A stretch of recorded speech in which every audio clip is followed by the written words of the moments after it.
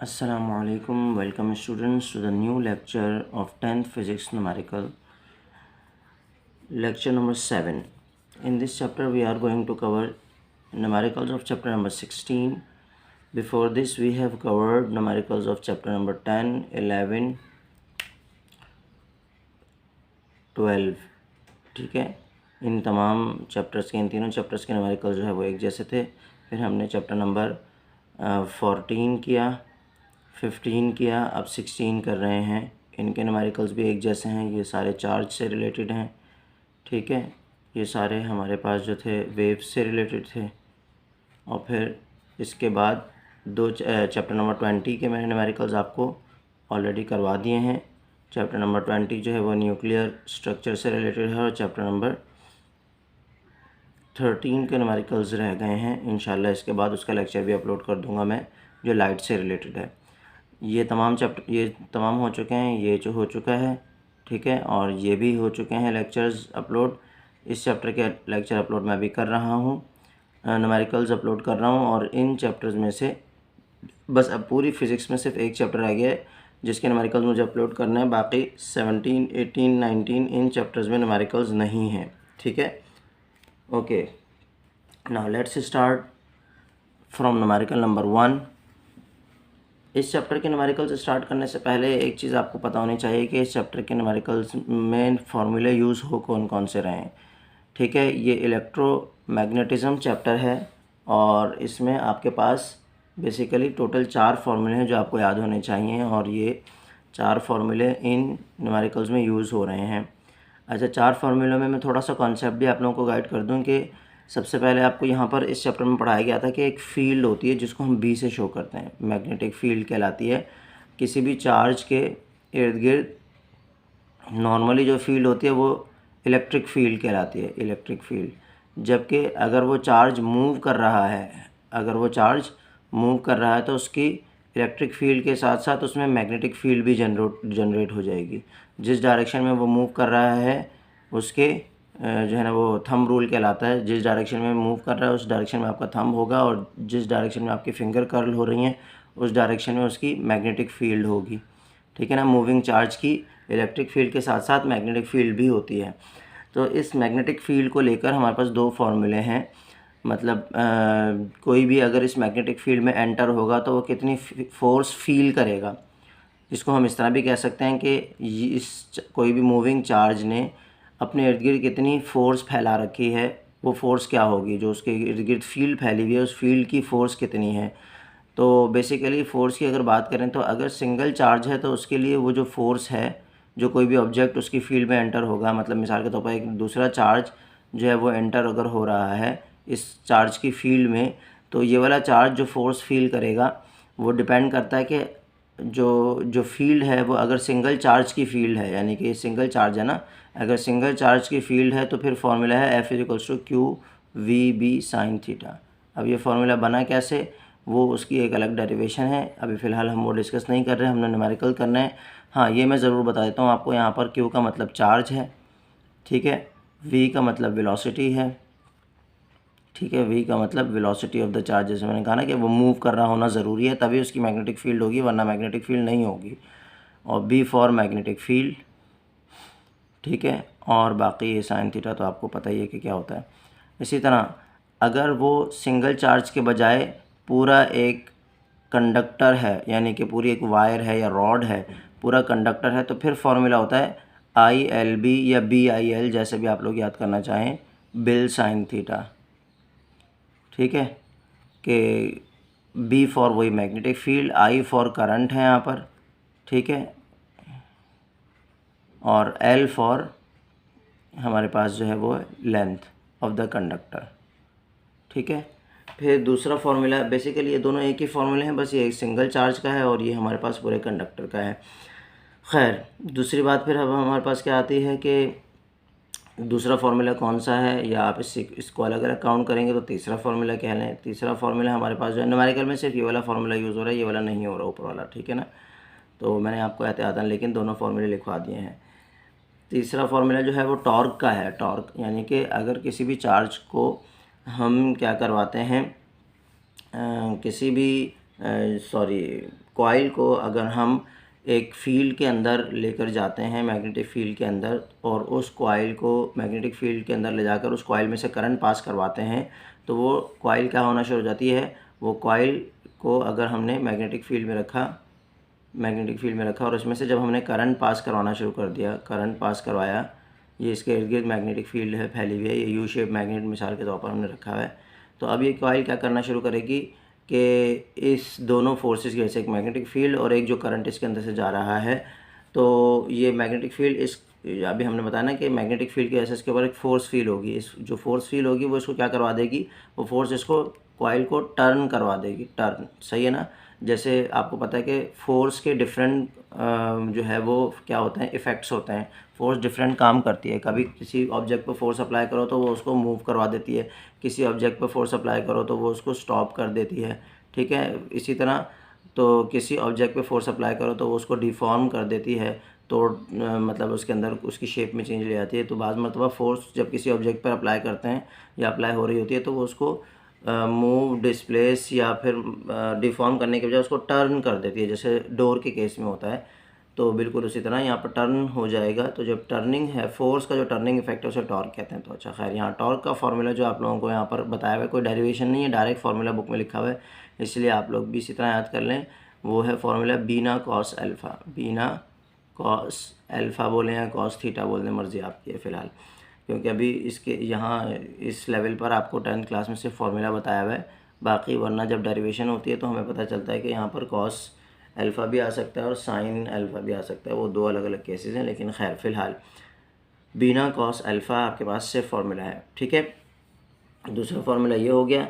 तीसरा फार्मूला जो आपने याद करना है, अच्छा यहाँ पर बी फॉर वही मैग्नेटिक फील्ड है, बी हमेशा मैग्नेटिक फील्ड को शो करेगा।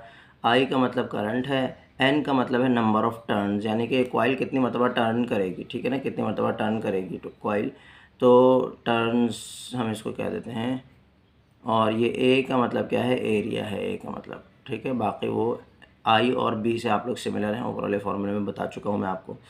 फिर उसके बाद हमारे पास तीसरा फार्मूला जो यहाँ पर यूज़ होगा वो है जो ट्रांसफार्मर के लिए यूज़ हुआ है कि वी एस, यानी कि पोटेंशियल डिफरेंस या वोल्टेज आप कह लें, potential difference of secondary coil divided by potential difference of primary coil is equals to number of turns of secondary coil divided by number of turns of primary coil, ठीक है।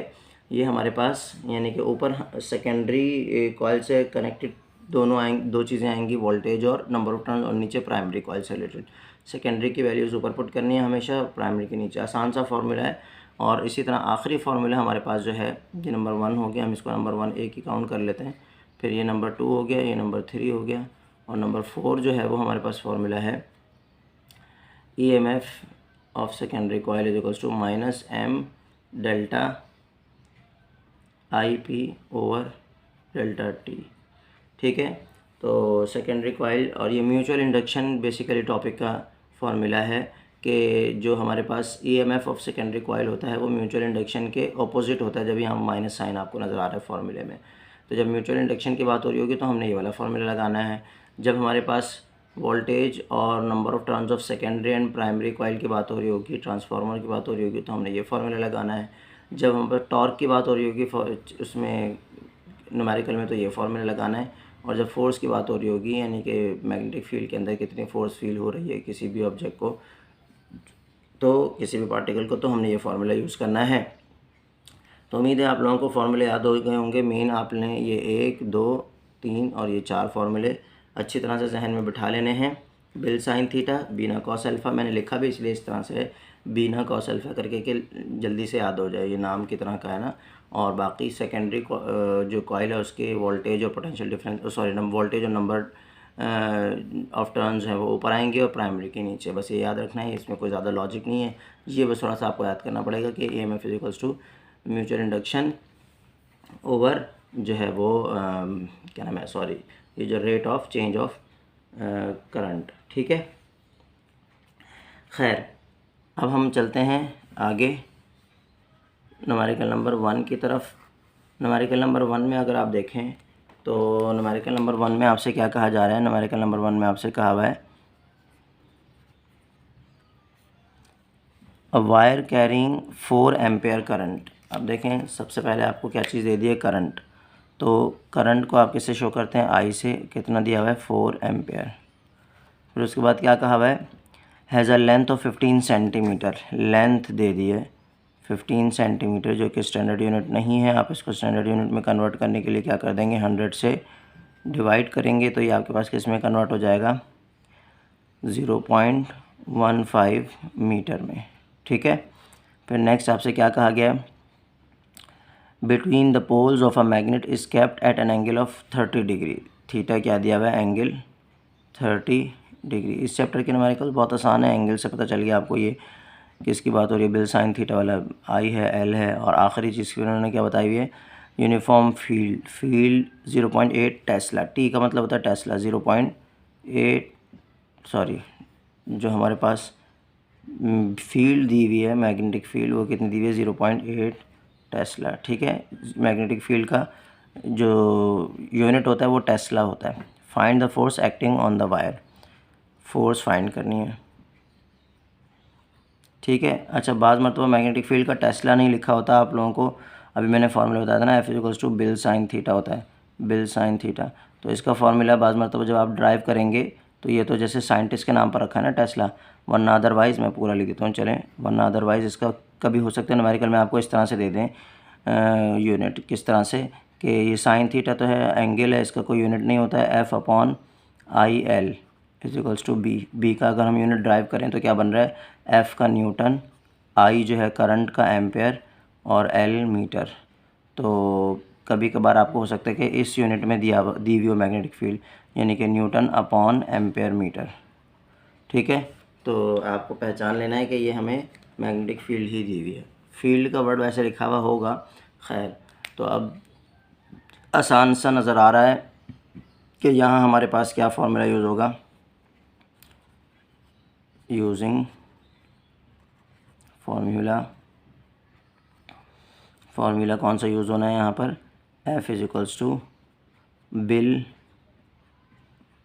Sign theta, और values put कर देते हैं क्योंकि जो चीज़ हमें calculate करनी है वो पहले से लेफ़्ट हैंड साइड पर है और सेपरेट भी है। तो बी की जगह बी की वैल्यू पुट कर देंगे। बी की वैल्यू क्या दी है, 0.8। आई की जगह आई की वैल्यू 4, एल की जगह एल की वैल्यू 0.15, और साइन थीटा की जगह 30 डिग्री दिया हुआ है। तो आपने देखा बिल्कुल ही सिंपल है न्यूमेरिकल, बस फार्मूला याद करना है। इस चैप्टर के न्यूमेरिकल में यही सारा गेम है कि आपको न्यूमेरिकल बहुत सिंपल से दिए हैं, बस फार्मूला याद करना है। तो यहाँ पर हम इनको मल्टीप्लाई कर लेते हैं। 0.8 multiply by 4 multiply by 0.15 multiply by sine 30, bracket close कर लीजिए वरना आंसर गलत हो जाता है बाज़ मरतबा। तो 0.24, ठीक है। आप देख सकते हैं 0.24 न्यूटन हमारे पास यहाँ पर भी बुक में भी आंसर है। एफ इज इक्वल्स टू 0.24, और फोर्स का यूनिट क्या होता है, न्यूटन। ठीक है। चलते हैं अगले न्यूमेरिकल की तरफ। अगला न्यूमेरिकल नंबर 2, इसमें क्या कहा गया है, न्यूमेरिकल नंबर 2 में कह रहे हैं a square loop of wire of side 2.0 centimetre carries. अच्छा, अब ये उन्होंने बोला है कि एक स्क्वायर लूप है जिसकी साइड जो है वो 2 सेंटीमीटर दी हुई है। ठीक है। खैर 2 सेंटीमीटर साइड दी हुई है, तो स्क्वायर लूप की एक साइड यानी कि लेंथ दी हुई है एक स्क्वायर लूप की 2 सेंटीमीटर। फ़िलहाल मैं इसको ऐसे लिख देता हूँ, 2 सेंटीमीटर है। सेंटीमीटर को कन्वर्ट करेंगे हम किस में, 100 से डिवाइड कर देंगे इसको, तो ये हमारे पास हो जाएगा 0.02 मीटर। ठीक है, 0.02 मीटर हो गया। आगे फिर उन्होंने क्या बोला है, 2 ampere of current carries 2 ampere of current. अब आपको पता है कि करंट का हमारे पास यूनिट सिंबल क्या होता है, करंट का सिंबल होता है आई। ठीक है, तो हम यहाँ पर लिखते हैं I is equals to 2 ampere. 2.0 लिखा है, 0.0 लिखने की ज़रूरत नहीं है। अ uniform magnetic field of magnitude 0.7 Tesla. ठीक है, मैग्नेटिक फील्ड खुद नाम ले लिया उन्होंने, मैग्नेटिक फील्ड को हमें पता है बी से शो करते हैं 0.7 टेस्ला, टेस्ला में ही दिया हुआ है, ये भी और ज़्यादा हमें कंफर्म हो गया कि ये मैग्नेटिक फील्ड है। खैर, makes an angle of 30 degree, theta कितना दिया हुआ है 30 डिग्री। ठीक है, यहाँ टेस्ला लिख देता हूँ, थोड़ा सा जो है वो, वरना टी खाली लिखा हुआ है तो वो कन्फ्यूजिंग लग रहा होगा आप लोगों को। खैर, with the plane of the loop, ठीक है, what is the magnitude of the torque. अब आपको पता है कि टॉर्क की बात आ गई है, टॉर्क पूछा हुआ है, और टॉर्क जो है वो आप लोगों को पता है कि एक ही फार्मूला है, बीना कॉस अल्फ़ा। ठीक है, अब पहले तो हम लिख लेते हैं, चलें सॉल्यूशन में टॉर्क का फार्मूला लिख देंगे यूजिंग फार्मूला। और आपको मैंने बताया कि यहाँ कुछ भी नहीं है, बस आपको अगर वैल्यूज़ पता हैं तो आप आराम से कर लेंगे। फार्मूला क्या है, टॉर्क का सिंबल होता है tau is equals to BINA cos alpha, या थीटा बोल दें, ठीक है, कोई मसला नहीं है। अब फार्मूले में वैल्यूज़ पुट करेंगे, टॉर्क की जगह तो टॉ ही आ जाएगा। बीना, अब बीना का क्या मतलब, बी क्या चीज़ है, बी है 0.7, ठीक है, बी 0.7 है। आई करंट कितना दिया हुआ है, 2 एम्पेयर दिया हुआ है। नंबर ऑफ़ टर्न्स, अब नंबर ऑफ़ टर्न्स तो है ही नहीं, तो बेसिकली जब नंबर ऑफ़ टर्न्स आपको गिवन नहीं है और तो यहाँ पर हम 1 पुट करेंगे नंबर ऑफ़ टर्न्स की जगह, अगर नंबर ऑफ़ टर्न्स गिवन नहीं है। वैसे भी यहाँ कहीं टर्न्स की बात नहीं हुई है। Square loop of wire 2 centimetre carries two current, a uniform magnetic field of magnitude 0.7 makes an angle 30 with the plane of the loop, what is the magnitude. हाँ, यानी कि टर्निंग की बात इन्होंने यहाँ पर नहीं की हुई, तो इसका मतलब अभी टर्निंग स्टार्ट नहीं हुई, तो इसलिए हम टर्निंग 1 ही लेंगे, 1 टर्न ही लेंगे। ठीक है, और जो एम्पेयर यानी सॉरी एरिया है, ए फॉर एरिया, मैंने आप लोगों को पहले ही फॉर्मूले में बता दिया था, वो कितना दिया हुआ है। अच्छा, आपकी बुक में ना नंबर ऑफ़ टर्न्स की जहाँ बात नहीं हुई उसके लिए खाली उन्होंने BIA कॉस अल्फ़ा भी लिखा है फार्मूला। तो अगर आप चाहें तो यहाँ पर से n को हटा भी सकते हैं इस फार्मूले में से, यानी कि यहाँ लिखते हुए ही आप बी या कॉस अल्फ़ा लिखते हैं। ठीक है, BIA कॉस थीटा या कॉस अल्फ़ा लिखते हैं, n ना लिखें तो भी कोई मसला नहीं है, वरना n लिख दिया तो n की जगह 1 पुट कर दें। ठीक है, बाकी कॉस, अच्छा यहाँ पर एक चीज़ है, सॉरी ए तो लिखा नहीं हमने, ए क्या है एरिया। अब एरिया तो दिया हुआ नहीं है, एरिया की जगह लेंथ दी हुई है। अब आपको पता है कि इन्होंने लिखा हुआ है स्क्वायर लूप है, लूप कैसा है, स्क्वायर है, तो जब स्क्वायर होता है तो आपको पता है कि स्क्वायर के एरिया का क्या फार्मूला होता है, स्क्वायर के एरिया का फार्मूला क्या होता है, स्क्वायर के एरिया का फार्मूला होता है लेंथ मल्टीप्लाई बाय लेंथ, यानी कि जो लेंथ है उसी को हम स्क्वायर कर दें तो वो हमारे पास क्या बन जाता है, एरिया बन जाता है। तो यहाँ पर हम यही करेंगे कि 0.02 का स्क्वायर कर देंगे। ठीक है, 0.02 का जब स्क्वायर करेंगे तो वो हमारे पास क्या बन जाएगा, वो एरिया आ जाएगा। और आखिरी काम क्या करना है हमने, कॉस थीटा, थीटा की जगह क्या वैल्यू दी हुई है 30 डिग्री। ठीक है, अब इन तमाम वैल्यूज़ को हम कैलकुलेटर में एज इट इज़ पुट कर देंगे तो आप देख सकते हैं कि हमारे पास क्या आएगा, 0.7 मल्टीप्लाई बाय 2 मल्टीप्लाई बाय 1 लिखने की ज़रूरत नहीं है, 1 से मल्टीप्लाई करके किसी भी चीज़ को आंसर हो जाता है 0.02 square multiply by cos 30।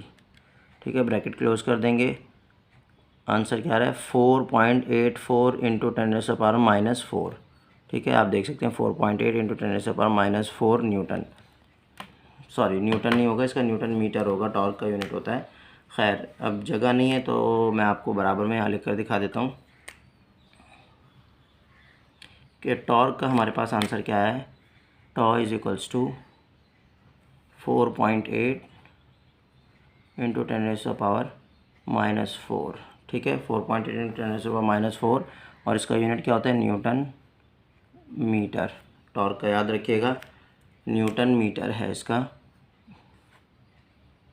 Unit, क्योंकि सिंपल आपने टॉर्क का फार्मूला पढ़ा हुआ है ना बचपन में 9th क्लास में। टॉर्क का सिंपल फार्मूला क्या होता था, फोर्स मल्टीप्लाई बाय डिस्प्लेसमेंट, तो फोर्स का यूनिट न्यूटन, डिस्प्लेसमेंट का यूनिट मीटर।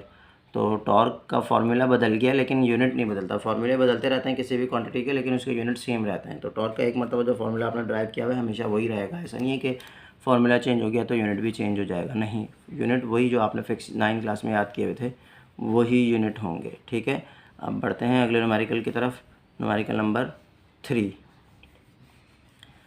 न्यूमेरिकल नंबर 3 में न्यूमेरिकल नंबर 3 बिल्कुल सिंपल है। इसमें उन्होंने क्या कहा हुआ है, न्यूमेरिकल नंबर 3 में कह रहे हैं कि a transformer is needed to convert. अब देखें ट्रांसफार्मर की बात हो रही है, मतलब ट्रांसफार्मर वाला यूज़ होगा, और इसमें मैंने बताया था आप लोगों को सेकेंडरी वाली वैल्यूज़ होती हैं वो ऊपर आती हैं और प्राइमरी वाली नीचे। खैर पढ़ लेते हैं फ़िलहाल।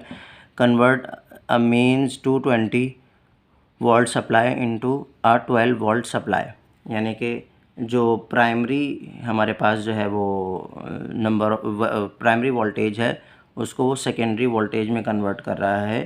ठीक है ना। प्राइमरी वोल्टेज क्या दिया हुआ है हमें 220 और सेकेंडरी वोल्टेज क्या दिया हुआ है 12। तो हम लिख देंगे primary voltage is equals to 220, ठीक है, और सेकेंडरी वोल्टेज क्या है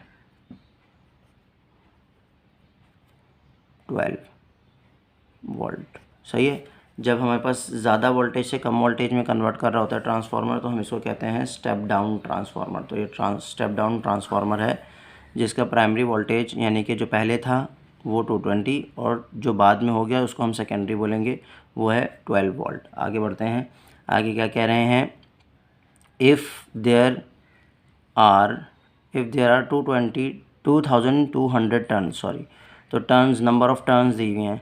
अब ये कह रहे हैं turns on the primary coil, उन्होंने ख़ुद बोल दिया कि प्राइमरी कॉइल है तो वो कितनी है 2200 प्राइमरी कॉइल्स हैं, टर्न्स हैं।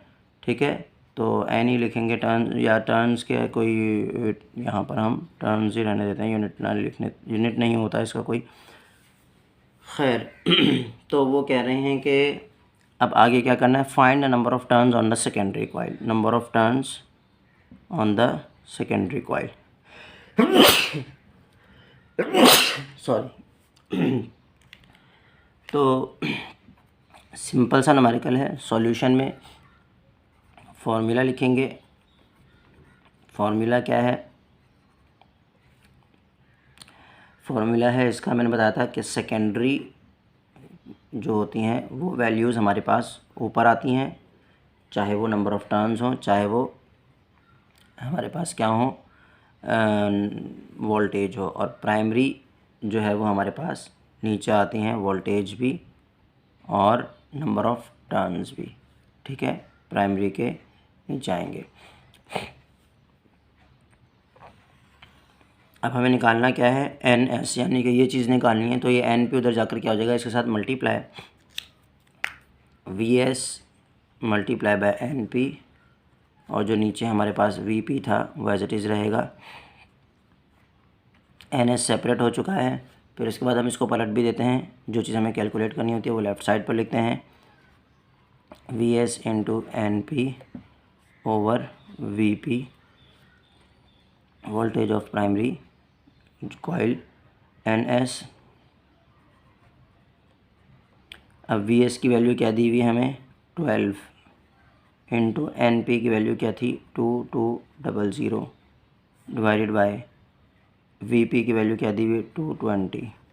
ठीक है, कैलकुलेटर में इसको एज इट इज़ पुट कर देते हैं, 12 इंटू 2200 डिवाइडेड बाय 220। ठीक है, तो 120 आपका आंसर आ रहा है।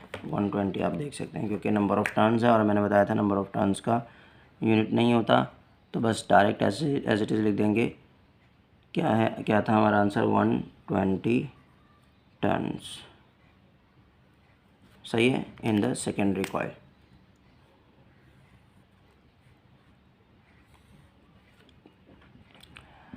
अच्छा, नेक्स्ट हमारे पास है न्यूमेरिकल नंबर 4। न्यूमेरिकल नंबर 4 आखिरी न्यूमेरिकल है। न्यूमेरिकल नंबर 4 में क्या कह रहे हैं, न्यूमेरिकल नंबर 4 में आपसे कहा हुआ है कि a coil surrounding a long solenoid, the current in the solenoid is changing at a rate of 15 ampere per second. यानी कि इन्होंने दे दिया है जो करंट है वो इन्होंने दो चीज़ें मिक्स करके दे दी हैं। करंट 150 एम्पेयर है और साथ में क्या बोलते हैं पर सेकेंड, यानी कि जो टाइम है वो 1 सेकेंड है। ठीक है ना, 150 एम्पेयर पर सेकेंड। पर सेकेंड का मतलब है कि 1 सेकेंड में इतना एम्पेयर। तो टाइम हमने दोनों को अलग अलग कर लिया, आप लोगों को भी करना आना चाहिए। And the mutual induction of the two coils is 5.5। अब मैंने बताया था आप लोगों को म्यूचुअल इंडक्शन को हम एम से शो करते हैं और इसका यूनिट इन्होंने यहाँ पर आपको बता दिया है 5.5 इंटू 10⁻⁻5 हेनरी। सही है, इसका यूनिट है। Determine the EMF induced. ठीक है, डिटरमाइन द EMF, यहाँ पर देखें आप देख सकते हैं, determine the EMF induced in the surrounding coil. तो EMF जो है वो हमने कैलकुलेट करना है। तो फार्मूला मैं आप लोगों को बता चुका हूँ चैप्टर के शुरू में कि जब हमारे पास म्यूचुअल इंडक्शन की बात होगी तो फार्मूला क्या होता है। फार्मूला हमारे पास होता है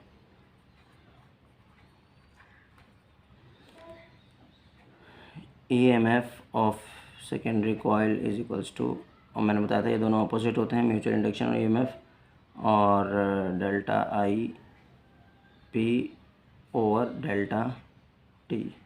ठीक है, अब यहाँ आपको नज़र आ रहा है कि हमारे पास जो है वो तमाम चीज़ें गिवन हैं, तो वैल्यूज़ को पुट कर देते हैं। सही है, माइनस m की जगह क्या आ जाएगा, m की जगह वैल्यू पुट कर देंगे हम 5.5 इंटू 10⁻⁻5। ठीक है, और आगे जगह नहीं है तो इधर नीचे लिख दे रहा हूँ, मल्टीप्लाई बाय I की वैल्यू हमें दी हुई है 150 ओवर करंट कितना दिया हुआ है 1। बस अब इन वैल्यूज़ को मल्टीप्लाई कर देना है, आंसर आ जाएगा आपका।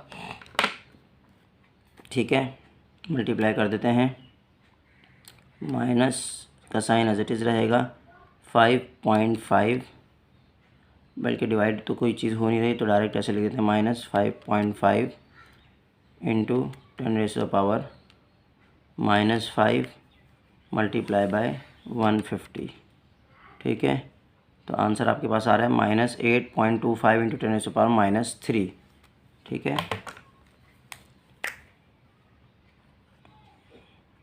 -8.25 इंटू 10⁻⁻3, और क्योंकि ये EMF है तो इसका यूनिट क्या होता है, वोल्ट।